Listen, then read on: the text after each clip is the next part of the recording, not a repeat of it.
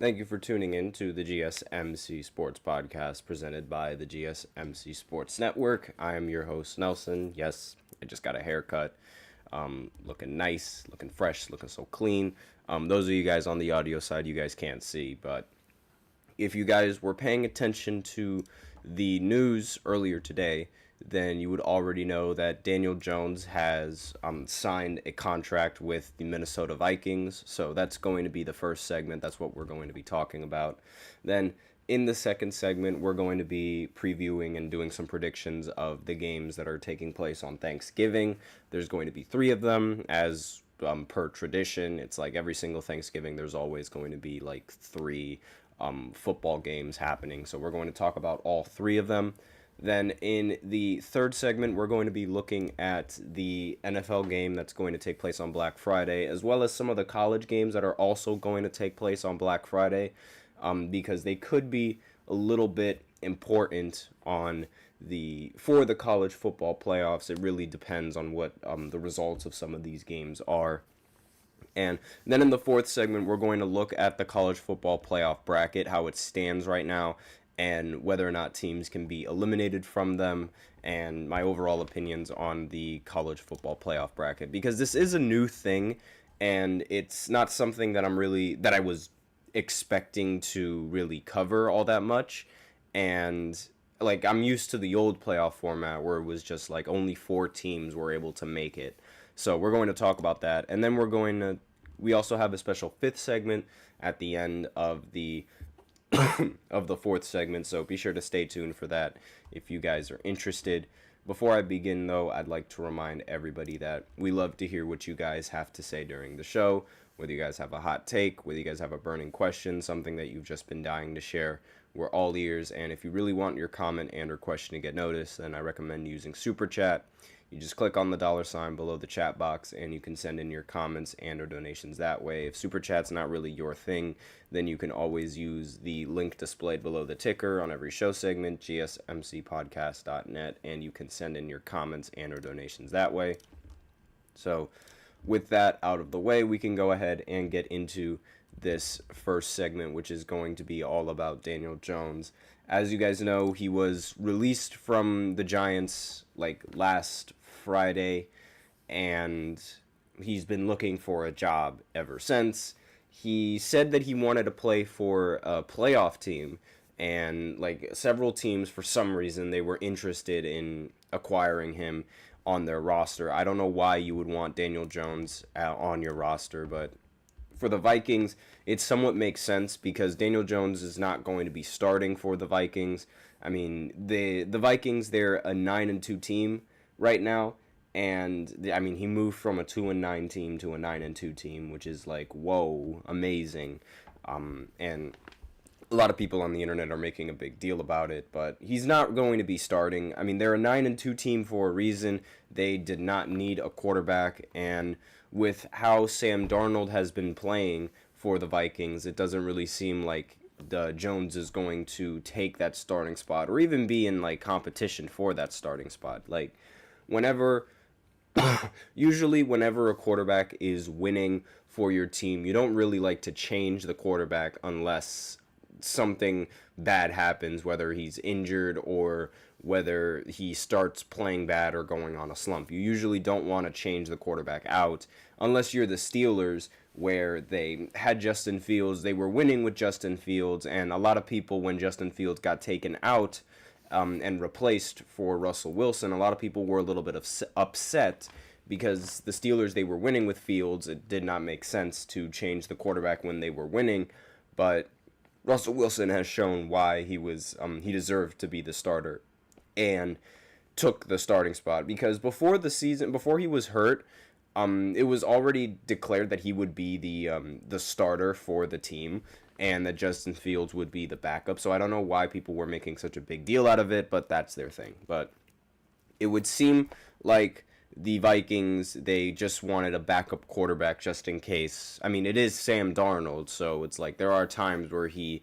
makes really some questionable decisions out there on the field. But they signed him for a $375,000 contract, according to Adam Schefter, who's on Twitter, and he's like, he breaks a lot of NFL news, and it would seem like that's how much they signed him for the rest of the season. And if he stays on the practice squad, that would leave the Giants on the hook for roughly $11.7 million. So he's still taking money from us. Well, not really taking them; it's money in his contract. But you guys understand the gist. But not much really changes for anybody aside from Daniel Jones. I mean, this ironically, this was the team that gave Daniel Jones his first and only playoff win that for the Giants, and was the big reason as to why the Giants ended up extending him to that huge contract. Like,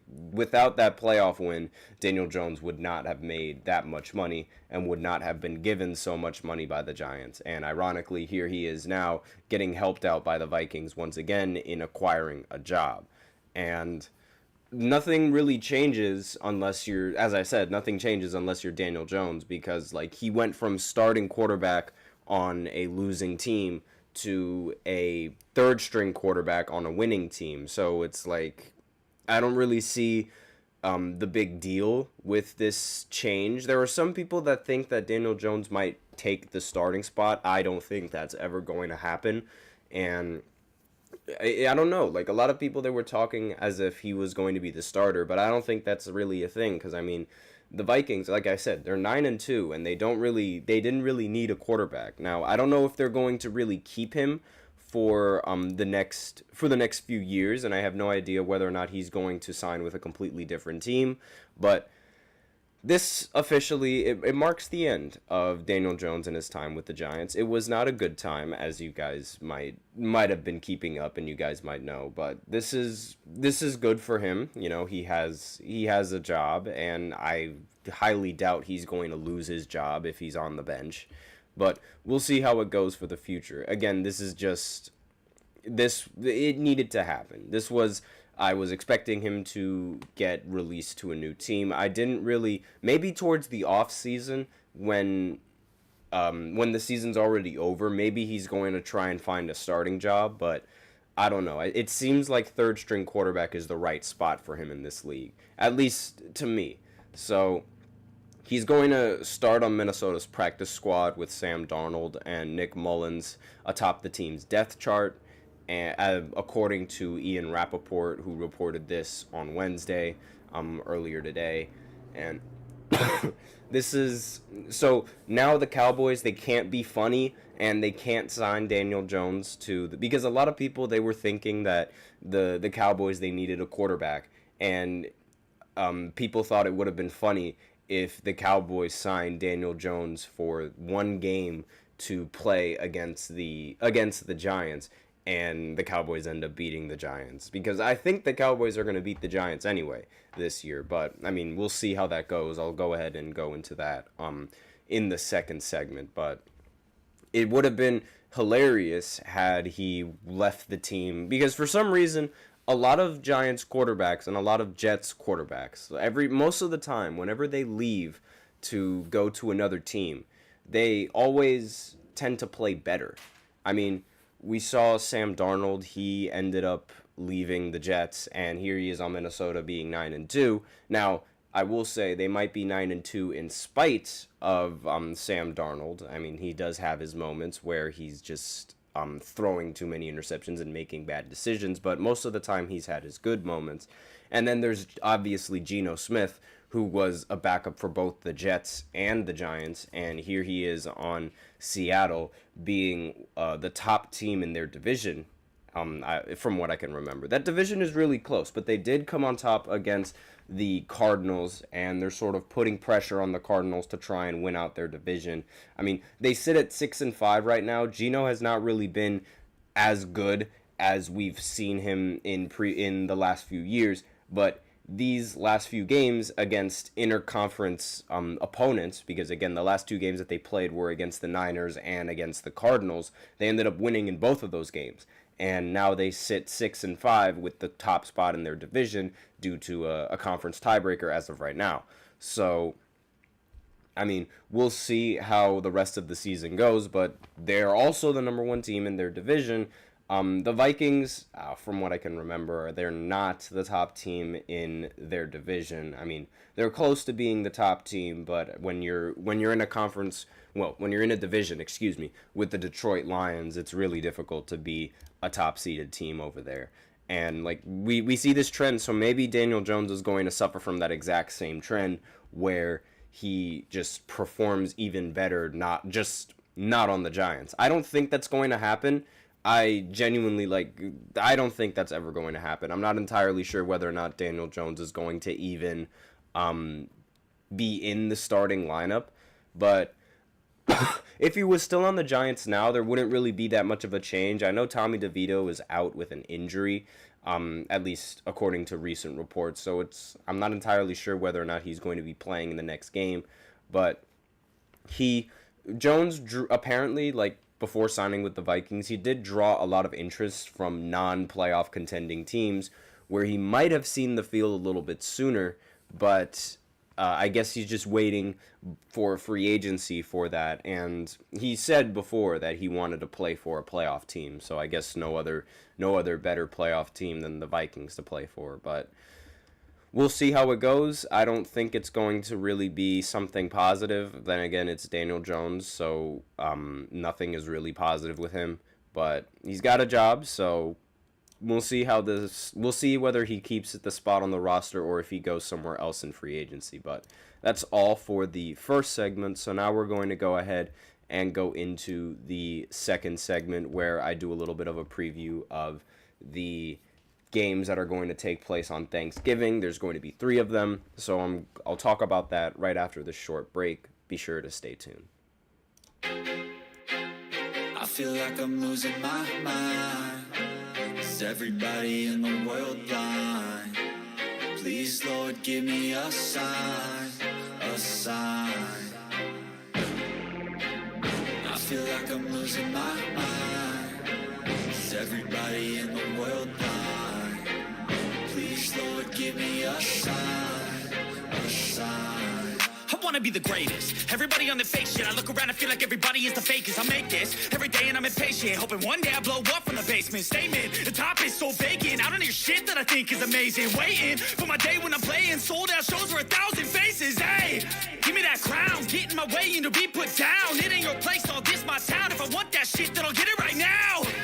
I'm losing it, the noose it fits. I'm losing shit, a stupid myth. You choose to live or choose to dip. You choose to fight or lose your grip and lose a gift. Oh. I feel like I'm losing my mind. Is everybody in the world blind?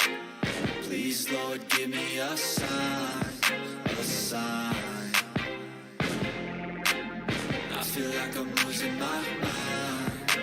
Is everybody in the world blind?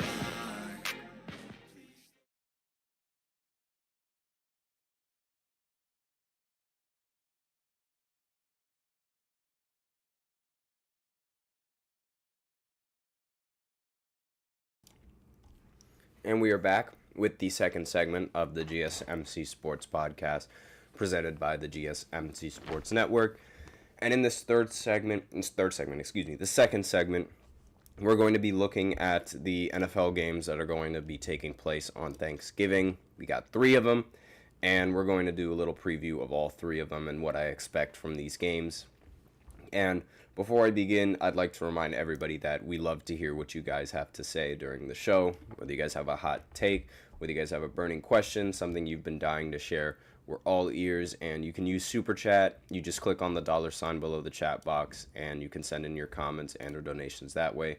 Or you can use the link displayed below the ticker, and you can send in your comments and donations that way as well. GSMCpodcast.net really helps the show, makes it much more interactive between myself and you guys. So let's go right ahead and go into these Thanksgiving Days games. There's 3 of them, and the one that starts first starts at 12:30. It's the Lions going up against the Bears. They're going to be on CBS, and everyone is most likely going to be watching this game. And they're also going to be streaming on Netflix, I believe. And I believe that's what they're going to do, because I've heard talks and I've heard that some of these games, and they've been advertising that some of these games are going to be streamed on Netflix. Now, obviously, the Thanksgiving games on Netflix, there's going to be a little bit of concerns.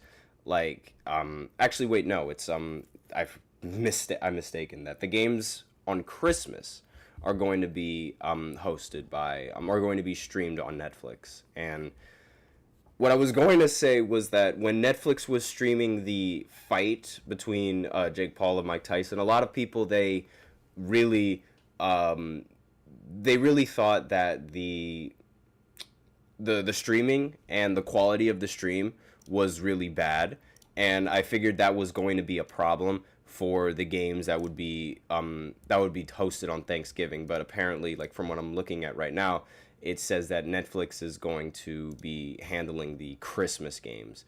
So maybe it'll be good for Christmas. Again, I'll do a preview of those games in the future as well. But this game is going to be on CBS, and then the Cowboys, they're going to go up against the Giants. That's going to be on Fox, and then the 8:20 game is going to be on NBC or Peacock, and those games are going to be, that game is between the Packers and the Dolphins.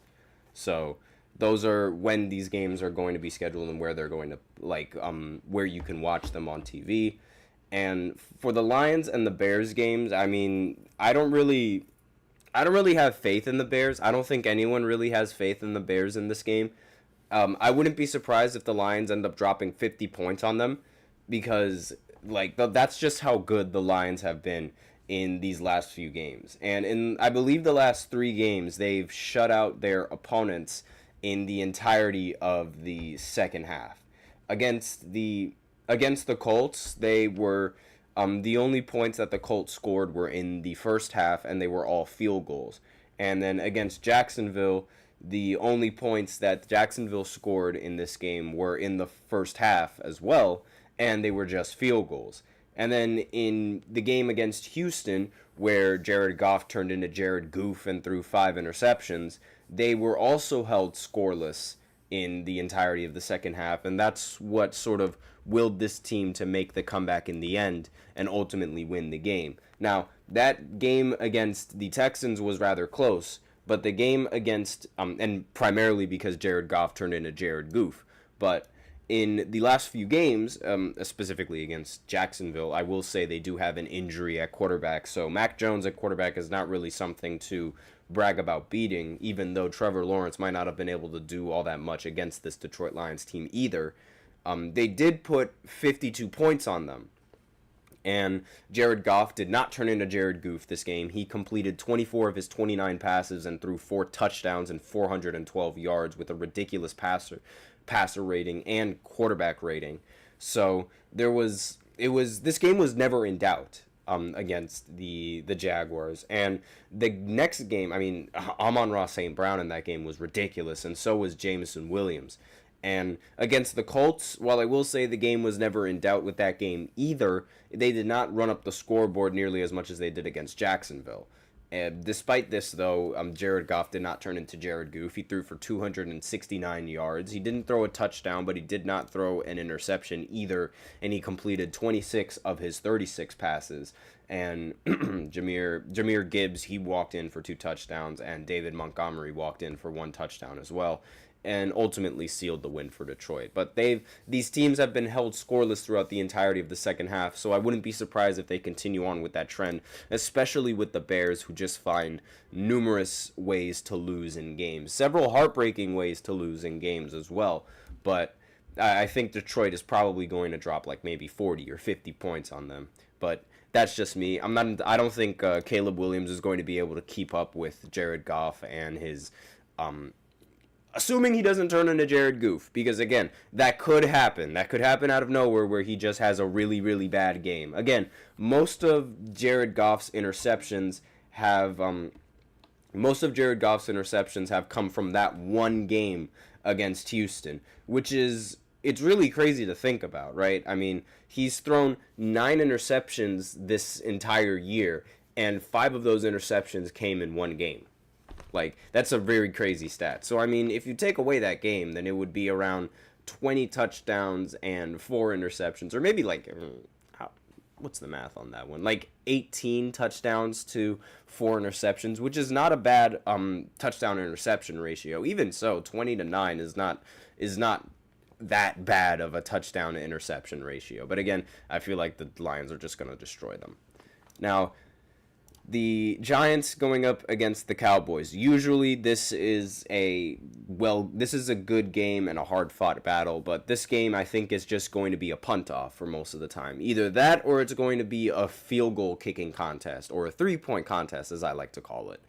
And we all know how bad Dallas has been at home. We all know how bad the Giants are right now. And the Giants aren't really fighting for much except for the future and a hired pick in the draft, so they could maybe get Shedeur Sanders or Cam Ward. Either one of those 2 quarterbacks I'm totally fine with. But I do not expect the Giants to win this game. And, I mean, if they do win this game, it'll be hilarious, and I'll laugh at the fact that the Cowboys still can't win a home game. But this would be the Cowboys' first home game win if they're able to come out on top and do what I expect them to do, because now Tommy DeVito, he's been, at least from recent reports, I've seen that he was on the injury report, so I'm not entirely sure whether or not he's going to be suiting up, so there might be a Drew Lock sighting in this game, but regardless, the quarterback play in this game is going to be snooze fest. And I mean, the Cowboys, they made the last game that they played exciting to the very end, but that was mostly because special teams was actually doing their job and returning onside kicks and returning kickoffs for touchdowns. And again, that game was a little bit more exciting towards the end than it was throughout the entirety of the game. Like, there wasn't really any sort of highlights to remember in that game, aside from a bunch of missed field goals and a bunch of missed opportunities from both sides. I mean, the Cowboys, like I said in the last segment, they opened up with a blocked field goal, and then the Commanders, they opened up with a field goal. Then both teams ended up missing field goals, and then Cowboys ended up fumbling the ball. And then they had a punt off. Then Jaden Daniels threw an interception, and then they continued their punt off, and then the Cowboys ended up making a field goal. And the first half of this game was just 3-3, so very boring game, especially when you look at all of the punts in the second quarter. It was just punt, punt, punt, punt, interception, punt, punt, field goal, and then end of the half. It was really bad to watch. Then in the third quarter, they opened up with touchdowns, but then they continued on their punt off all the way up until the Cowboys ended up making a field goal to make the score 13-9. Then Washington ended up fumbling the ball, and then the Cowboys responded with a touchdown. Then Washington responded with a touchdown. Then the Cowboys returned a touchdown all the way, and then Washington, they made a field goal. Then the Cowboys punted, and then Washington answered with a touchdown. They missed the extra point.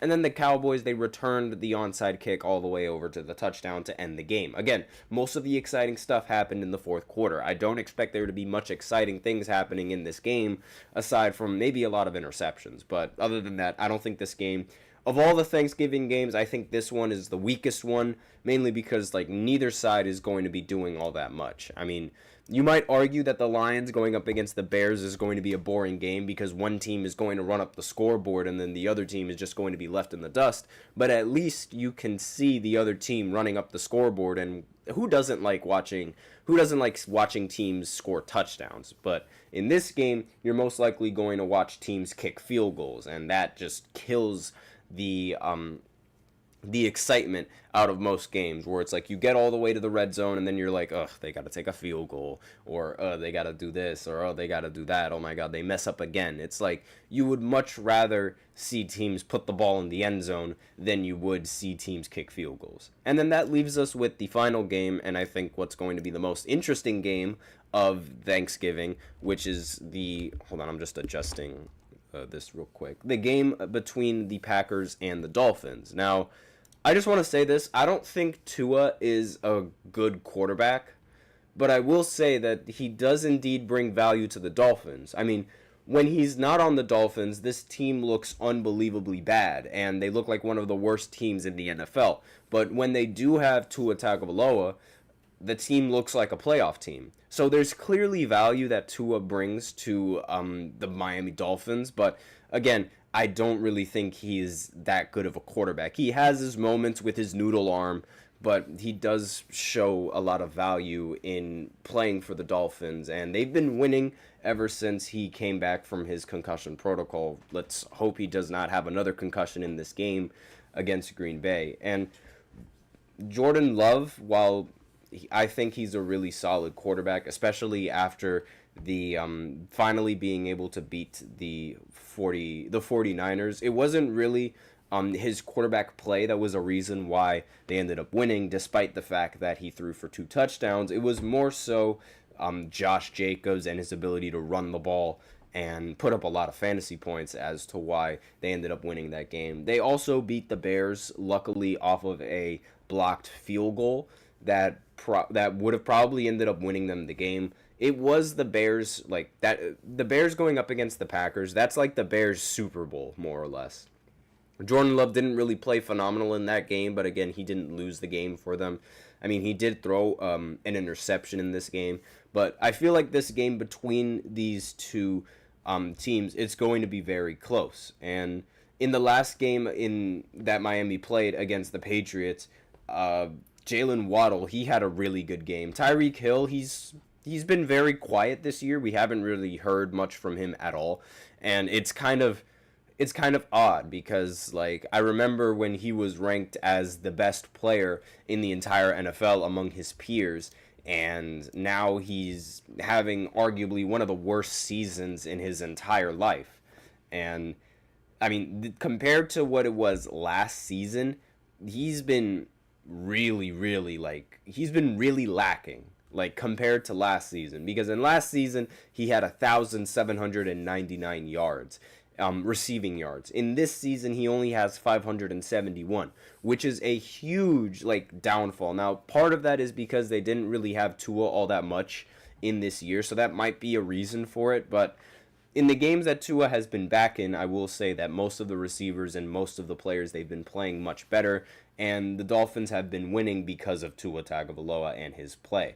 And it's like, it's almost uncanny. Just like, I mean, the one game that they ended up losing with Tua was, I believe, in his return against the Bills, but it's not like Tua played bad that he was the reason that they lost the game.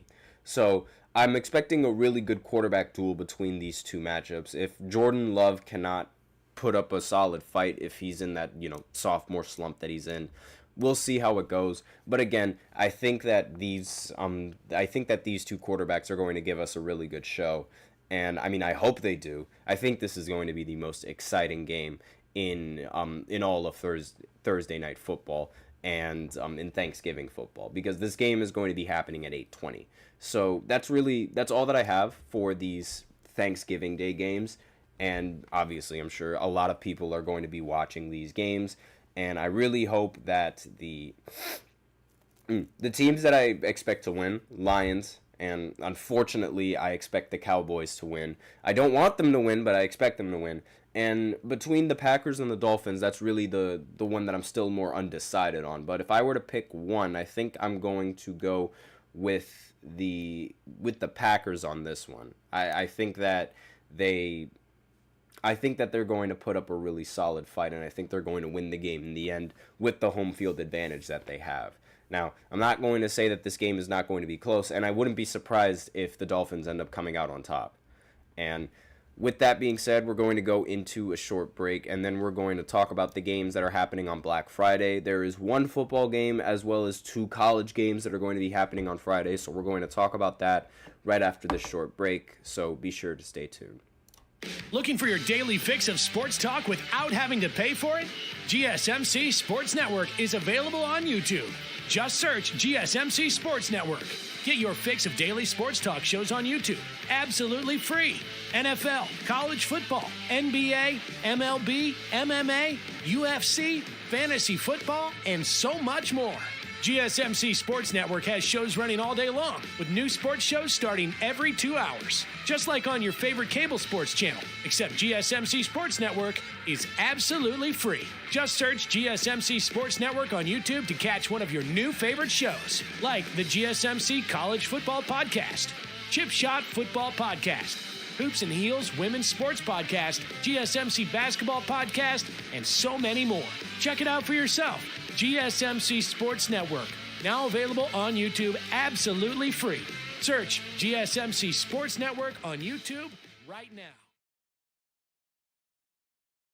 And we are back with the third segment of the GSMC Sports Podcast presented by the GSMC Sports Network.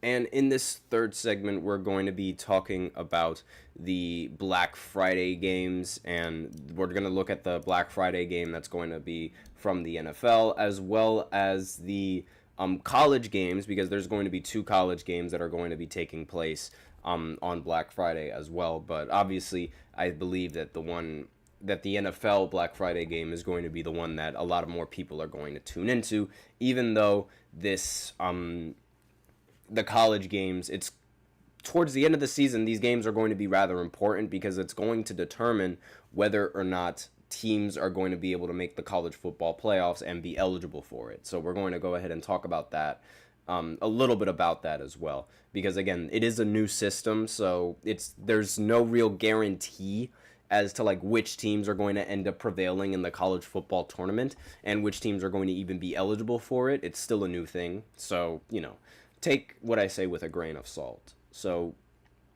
about the Black Friday game, there's only going to be one game that the NFL is hosting for Black Friday. It starts at 3 o'clock. It's going to be streamed on Amazon Prime. And the game is going to be between the Chiefs and the Raiders. A little bit of a sleeper game. It is an interdivisional game. And the Chiefs, they're 10-1. And the Raiders, they're 2-9. Gardner Minshew is no longer going to be the starting quarterback for this team after being ruled out for the season. And yeah, that's really all that you need to know in this matchup. At least from what I remember, I don't think Gardner Minshew is going to be eligible to play in this game. I'm just going to make sure, because I did see a report that he was most likely going to be, he's suffered a season-ending broken collarbone. So yeah, he's going to be out for this game, not going to be playing in this game. And I haven't checked the depth chart of the Raiders. Again, I don't really watch Raiders games all that much. I don't have the ability to do that. They're not really nationally televised most of the time. And at certain instances, they actually play games when my Giants are playing games. So it's like I can't really keep up with them. And their quarterback is a guy named Carter Bradley, so somebody that has not played a snap this year. Regardless whether they had him or Gardner Minshew, I don't expect the Raiders to really make this game all that competitive at all. I mean, again, Gardner Minshew throughout the season he threw 9 touchdowns and 10 interceptions, so really bad quarterbacking there. There's also Aiden O'Connell, so that's probably the quarterback that's going to end up starting for this game. I have no idea who they're going to be going with, but even he has thrown only 2 touchdowns and 2 interceptions, so not ideal in the quarterbacking situation for this team. They also have Desmond Ridder, so again, the quarterback depth for the Raiders, I'm not entirely sure who they're going to go with in the starting lineup for this Black Friday game, but maybe reports are already out. So let me go ahead and check let me go ahead and check to see if they're going to. Yeah, it's going to be Aiden O'Connell. So really not going to be I don't think it's going to be a much competitive game. However, the Chiefs, they do seem to, while they are going to be playing in Kansas City, they're playing a little bit weird. They are not really that dominant of a scoring team as they were in previous years, and they really, it seems like they just mess around up until the fourth quarter where they start taking things a little bit more seriously. Patrick Mahomes, he has not been playing well for most of the season. He's thrown 18 touchdowns and 11 interceptions, so not really an ideal touchdown to interception ratio, and not an expected touchdown to interception ratio coming from somebody as good as Patrick Mahomes. And like I said, it seems like this team takes things seriously more so during the postseason than they do during the regular season. They got this thing that the internet is dubbing black magic or dark magic, where it's like they play as bad as humanly possible, but they somehow are able to win the game in the end. But against the Raiders, the Chiefs, they almost always beat them. I remember the last time that they played the Raiders on national television, they ran this play called the snowball, where it was like all of them just like spin around in the circle, like is ring around the rosy or something like that, and then they line up, and they actually scored on this play, which was even more funny because it was a concept play, and it was like a ridiculous play because it's like you go into a snowball and then you line up. It's like, what on earth is that? It's like it's weird, and the internet likes to make jokes about it, saying like, oh, this is how they activate their devil magic or something like that. But again, this game is, I don't think it's going to be I think it's going to be an easy game for the Chiefs. I mean, like I said, 10-1 compared to 2-9, and the only loss that they had was against the Bills. So I don't really see the Raiders adding to that loss count, and it's not like it really changes much in their division standings, because the second team in the division is the Chargers, and they're 7-4. So that's still a 3-game difference. It doesn't matter whether or not they play well in those 3 games, or if they drop those 3 games, they're still going to be on top of the division. And it's not like this game really has any implication. And the Raiders, they're all the way at the bottom of their division. So again, not really that big of a deal, and no real changes that come in this game. And like I said, it's just any normal game. It's just casual football. It's not like it's a game that has crazy implications whether a team loses or whether a team wins. It's not that big of a deal. So that's the NFL Black Friday game. So now we're going to go ahead and get into the games that are taking place on Sunday. Not Sunday, excuse me. The Black Friday games that are happening on in the NCAA. Now there's actually quite a couple of them in a lot of these. There's a lot of college football games happening on Friday, and that phone, like, I don't know why someone is calling me now, but regardless, like, whatever that is, I mean, the Friday games, there's a couple of important games. I mean, Boise State, they're going to be playing against Oregon State, and as you know, Boise State is currently fighting for a bye week in the college football playoffs. They're right now in the recent college football playoffs and their standings, they're ranked at 4. And they play at 12 o'clock. Again, Oregon State, not a very competent team. I expect Boise State to completely destroy them in this game. Ashanti Genty is a ridiculous running back. And if it wasn't for Travis Hunter being elite at both positions, I would put him first contention for the Heisman winner. I wouldn't mind if, like, both of those players actually ended up splitting the award and sharing the Heisman. I really would not mind that at all. And speaking of Travis Hunter, he also gets to play on Thursday night football. Not Thursday. Friday night football for college. Excuse me. He plays at 12 o'clock on ABC against Oklahoma State. And Colorado, it seems like Colorado is out of the college football standings. They did take a huge loss to Kansas. Kansas is a really solid team, but for a majority of the game, it's not like receivers were able to get open in that game. It was a really bad game for Colorado to drop, and that had huge playoff implications. Right now, Colorado is sitting at 8-3, and chances are there is not going to be many 3-loss teams that are going to be able to make it to the college football playoffs with how the playoffs are looking at right now and how the teams are standing. And there's also Another important game that has college football playoff implications, Ole Miss against Mississippi State. Now, Ole Miss is another 3-loss team, and they recently dropped a game against the Florida Gators, which eliminated them from being eligible for playoff contention, which is a little bit unfortunate, but that's how it works for college football.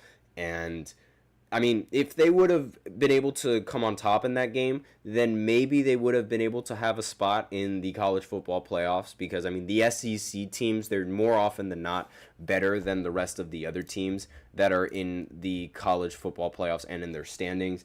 But Georgia is going up against Georgia Tech. Georgia Tech is 7-4.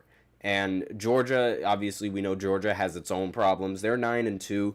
They lost to Alabama previously in the year, which really dropped them in the standings. They also dropped a game to Ole Miss, who recently got eliminated from the college football playoff rankings. But if they drop this game against Georgia Tech, then they might end up being eliminated from the college football playoffs as well. And, I mean, it would be kind of blasphemous, but if there was going to be any team that has 3 losses in the college football playoffs, it would probably be Georgia. However, if they end up dropping the game and Ole Miss ends up winning in the game that they're playing against, then there might be a chance that Ole Miss might go ahead and take that playoff spot, given that Ole Miss ended up beating Georgia 28-10. So, again, it's really just dependent on how the voters, they make this and how it works, but it's like it's really difficult. I don't expect them to make the college football playoffs over Georgia. I don't think Georgia is going to drop a game to Georgia Tech, but again, we'll see how it goes in the future and how the games end up planning out. Lil Fettuccine, he's in the chat. Just before I end this third segment, I'll answer this question. Thoughts on Mayfield suing his father for $12 million? I think that's a lot of money. There must have been a lot of money that was, quote, stolen from his dad in order for him to really do that. It reminds me of the Lonzo Ball and LeVar Ball situation, where it was like there was a little bit of feud between those two and the Big Baller brand. But I mean, you got to get your money. I don't really have much that I can say about that, because again, I don't really know exactly what the deals were and how this lawsuit even came up. I have heard of the lawsuit though, so it's not like this completely takes me off guard, but it's like, just wasn't really prepared to talk about it because I think it's a little bit early. We don't really have all of the facts, and I don't want to say anything without actually having all of the facts. So we're going to go into a break, and then we're going into the fourth segment where I look at the college football playoffs and the standings right now, and anything important or noteworthy that could be happening in this final week of college football. So I'll be right back after this short break. Be sure to stay tuned.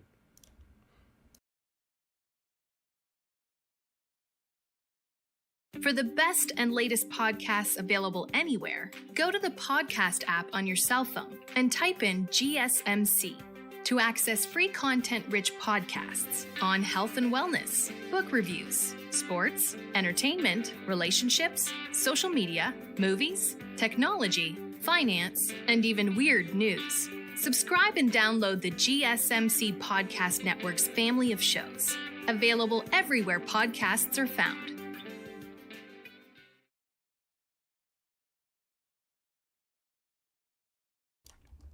And we are back with the fourth segment of the GSMC Sports Podcast, presented by the GSMC Sports Network. And in this fourth segment, we're going to be looking at the college football playoffs, the standings, who has the first round buys, and who's going up against who in these games. And again, these are probably going to change. It really just depends on how the final week of college football goes and how some of these bowl games end up going as well. We'll see how it works, and we'll see which teams end up being eligible for the college football playoffs and their standings. So I'm going to go ahead, pull up the screen real quick. Just give me 1 second.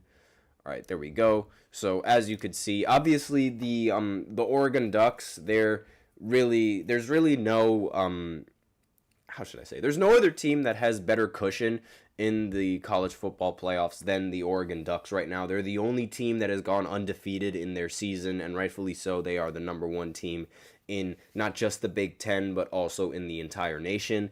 This team is very good. This team is very deadly, and they have tremendous athletes. They have great wide receivers. They have really fast wide receivers as well. They have solid middle linebackers. They have great corners.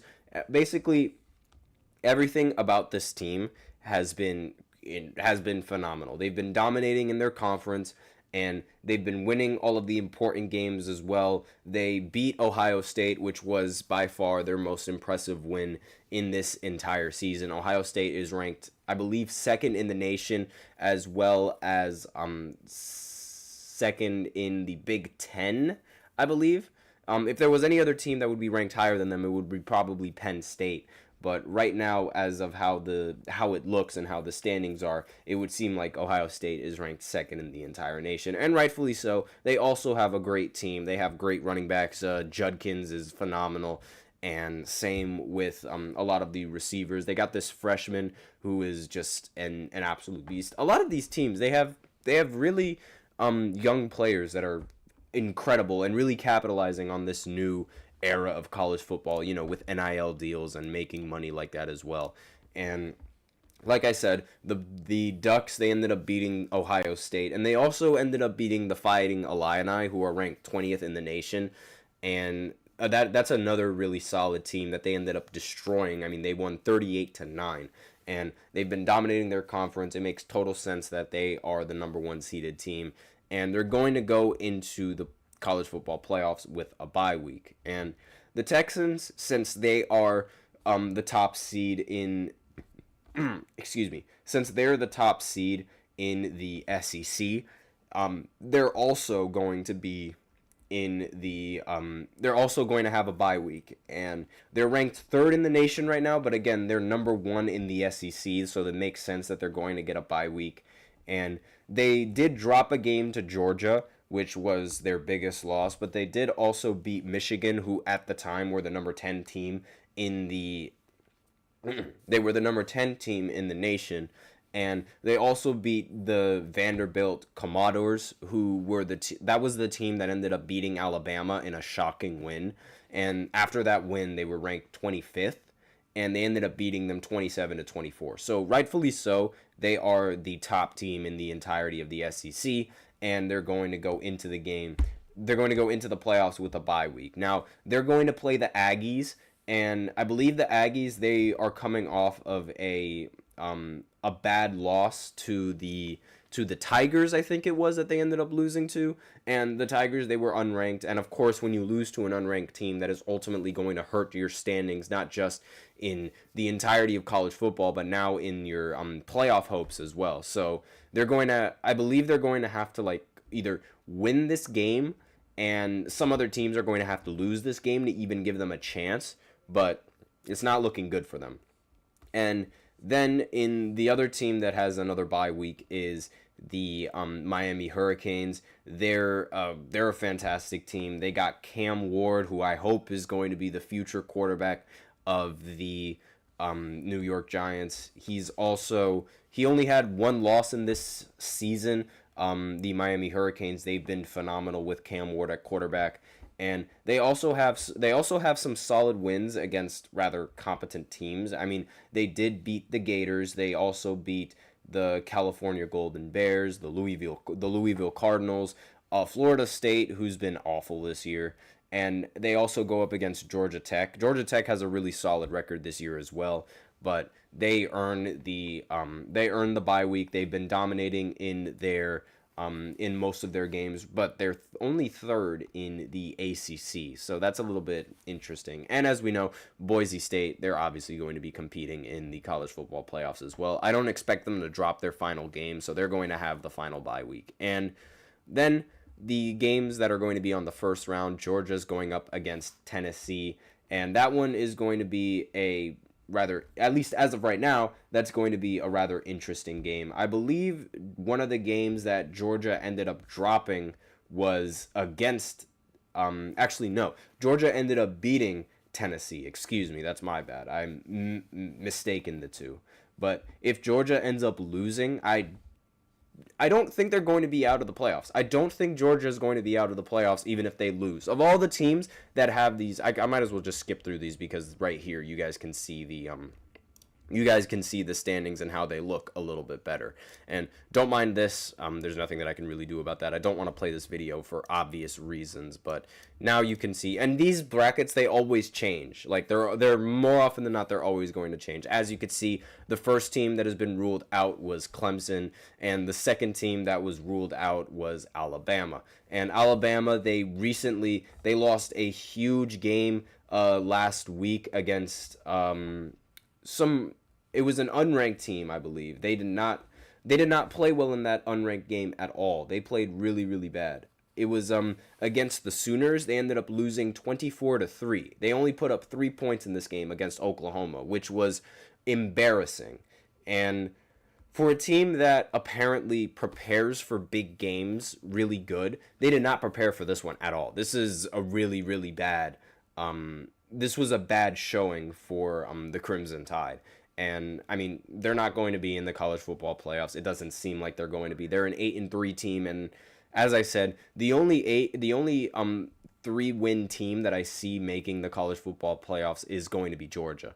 But you can see the standings right now. Notre Dame going up against SMU, Penn State going up against Indiana.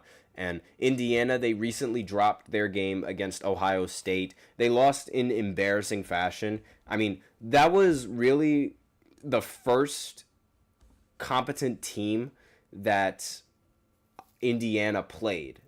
Because the last week that they played, I wasn't able to watch the entirety of this game, but the final score against the Buckeyes, Ohio State, was 38-15. And throughout the entirety of Indiana's year, they have not played a competent team.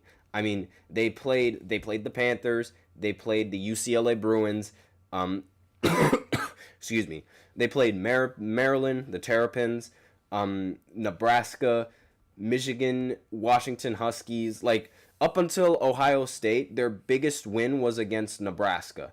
And, I mean, Michigan, at the time that they played them, they were unranked. And about time when they played an actually good team and an actual ranked team, they ended up losing.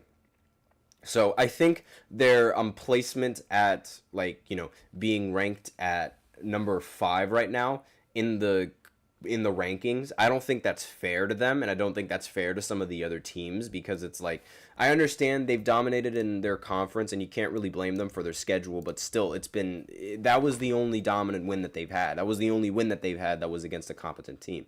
And speaking of, I'm going to end this off with this, because I am running out of time and I want to get into the final segment, but I'll end off with this. If Ohio State does not beat Michigan in this coming game on Saturday, then the coach for Ohio State is going to get fired.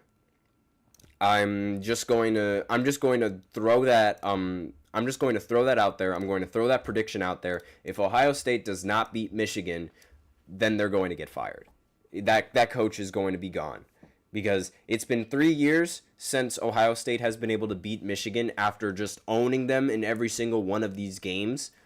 And, like, it was, I want to say, like, for around over 10 years, the Ohio State Buckeyes, they've always beaten Michigan. And then 3 years ago, that was the first win that Michigan got from them, and it was just a whole new era from there. Michigan ended up beating them the year after that, and then they ended up beating them another year, I believe. And it was really, really bad. And they've been unable to beat Michigan for a while now. And that's a real stain on the coach's legacy, because in the last few matchups, and they usually beat Michigan. They usually beat Michigan, and in the last few matchups that they've played, they ended up losing to them. And it's like that would ultimately affect Ohio State's season, and that would really that really messes up their hopes for even making the college football playoffs in the last few years, because Ohio State, they were ranked they were ranked really, really highly last year. I remember that. I believe they were like the number 2 team. But then when they played Michigan and they lost to Michigan, then they dropped and they lost their spot in the college football playoffs because it was like you can only select 4 teams at the time. So if he loses in this game, he's going to get fired. But that's all that I have in this final segment, well, in this 4th segment. So now we're going to go into the last segment where I recap the NBA in-season tournament games. I'll be right back after this short break. Be sure to stay tuned.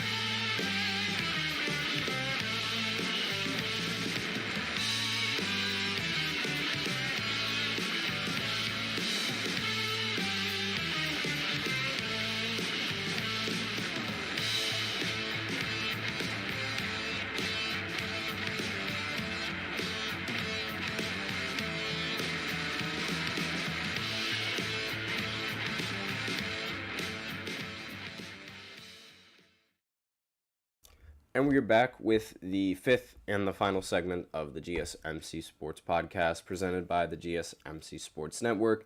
And in this final segment, we're going to be doing a recap of all of the NBA in-season tournament games that took place yesterday. It's going to be a little bit quick just because I am currently out of time. I spent a lot of time talking about college football and the NFL as well. So we're going to go ahead and look at these games. So the Lakers, they matched up against the Suns. This was the first game in a while that Kevin Durant has been healthy, and same with, I believe, Bradley Beal. He made his return in this game as well, and they did not disappoint whatsoever. The Suns, they ended up winning 127-100. This is another blowout loss for the Lakers, and this is also the first loss that the Lakers have suffered in the in-season tournament. So Not a very good loss. Not a very good time to start losing right now. And I'm just going to go ahead and look at the check the in-season tournament and their standings, because like right now they recently changed. So it would seem like the hold on one second, because right now ESPN is not showing me the standings and the brackets and how it's looking right now. But regardless, this was not a good time to lose a game and drop a game against the Suns. This is not a good game. It was not a good game to drop at all.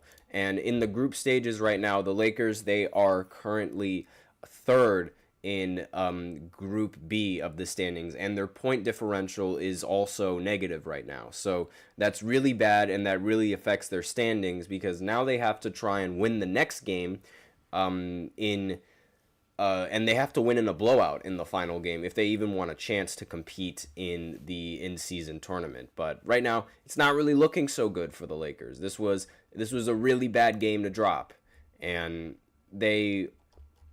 last year they were able to cement a spot in the wild card and their standings, and now this was a really, really bad time for the Lakers to lose. It was a good game for Kevin Durant, 23 points, 6 rebounds. A good game for Devin Booker as well, 26 points and 10 assists, and a good game for Bradley Beal, who ended the game with 23 points as well. And the Lakers, on the other hand, they had a great game from Anthony Davis, 25 and 15. Of course, they had a great game from LeBron, 18 points and 10 assists as well. LeBron is in top 5 for assists, by the way. I'm just going to go ahead and throw that out there for averaging assists in this season. So, and Austin Reeves, he was all right, 15 points, 6 for 12 from the field. D'Angelo Russell, 16 points, 5 for 13. Roy Hachimura, he did not have a really good game, 3 for 8. And Dalton Knecht did not play well in this matchup at all either, 2 for 7. The team shot 8 for 34 from 3. Just a bad shooting night coming in for the Lakers. And again, it's a really bad time for it was a really bad time for the team to start doing this, and it was a really bad game that they dropped, and it's like it's not ideal. It's not ideal with how it's looking like right now. And I can't find the bracket for some reason. I don't know why.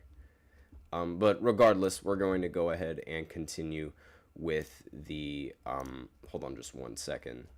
Let me just go ahead, refresh, and all right, here we go. I finally found it. So right now, the Lakers, they're sitting 6 in the entire group play, and the Houston Rockets and the Golden State Warriors, they ended up clinching a spot. I might as well go ahead and talk about the Houston game then. So they ended up winning against the Timberwolves 117-111, and this win for Houston ended up clinching them a spot in the in-season tournament, and they have the 1 seed with a point differential of 49, by far one of the biggest point differentials in the entirety of the Western Conference. The only team that's even close to that is Dallas with 41, and the difference between those two teams is record, because Dallas is 2-1 in the in-season tournament, and the Houston Rockets, they're 3-0.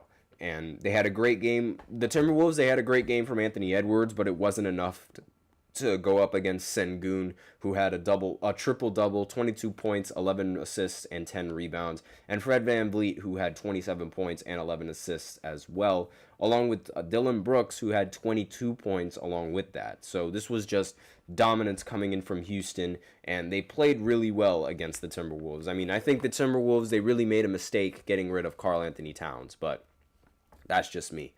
Then the Spurs, they ended up winning, which affects the Lakers' chances of making it in the in-season tournament even more, because now the Spurs in the in-season tournament have the same record as the Lakers, but the tiebreaker for that is the point differential with 14. The Spurs, they have plus 14, and the Lakers, they have minus 16. And they ended up beating the Jazz 128-115. And Victor Wembanyama had 34 points and 7 rebounds, along with 3 blocks. So that was really all she wrote. There was nothing that the Jazz were going to be able to do about that.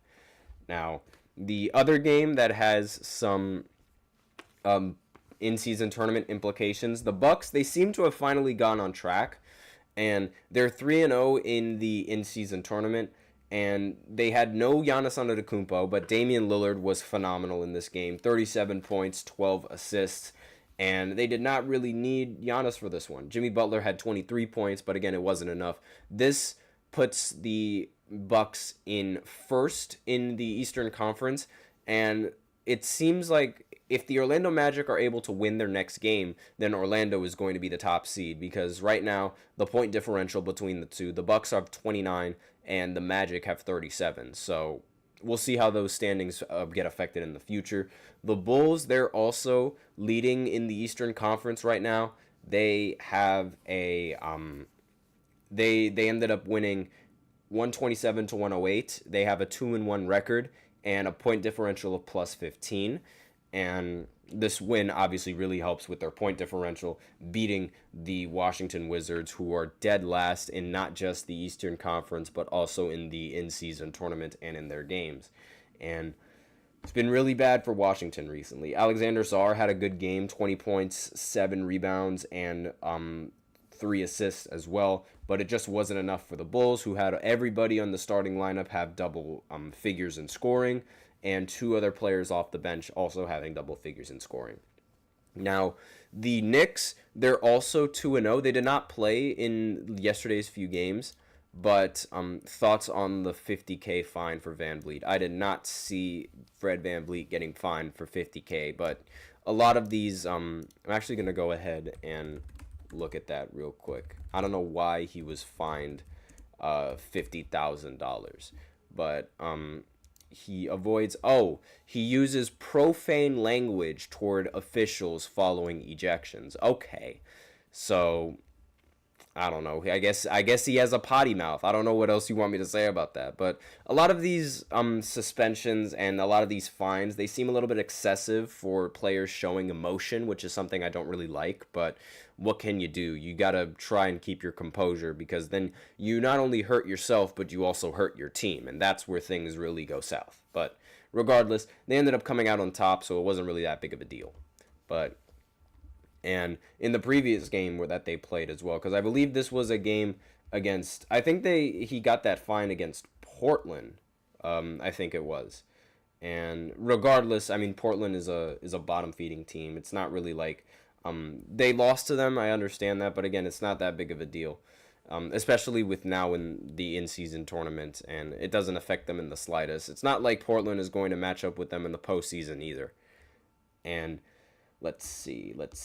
What other game? Those are actually all the games right now. But the Knicks, they did not play yesterday, but they're 2-0 and they host a wild card spot, mainly because they share, I believe they're in the same group as the Milwaukee Bucks, who have a better record and a better point differential. So that's why they're not like guaranteed. Actually, no, they don't have the same. It's the Magic, excuse me. They're in the same conference group as the Magic, and since the Magic, they have the better point differential, that's the reason why the Knicks are not in like they aren't cemented as one of the Eastern Conference leaders. No one on the East has been confirmed to have a has been already locked in for their spot in the wild card games.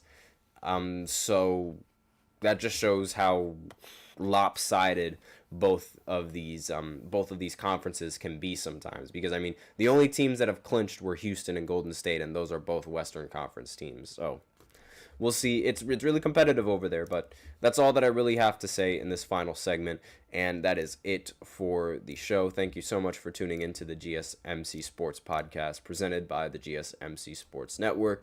Your support means a lot to us, so remember to subscribe to the show, leave a positive review. It really does make a difference. We also invite you to follow us on Facebook, Twitter, TikTok, and Instagram for more content and updates. As usual, we love to hear what you guys have to say during the show, whether it's a hot take or a burning question or something that you've just been dying to share. We're all ears. You can use Super Chat, or you can use the link displayed below the ticker, and you can send in your comments and or donations that way. They really help the show. That's all that I have today on this podcast. Thank you so much for tuning in. I'm your host, Nelson. Have a great Thanksgiving and a great Black Friday. Hopefully you guys get in on those Black Friday deals. And as always, take care.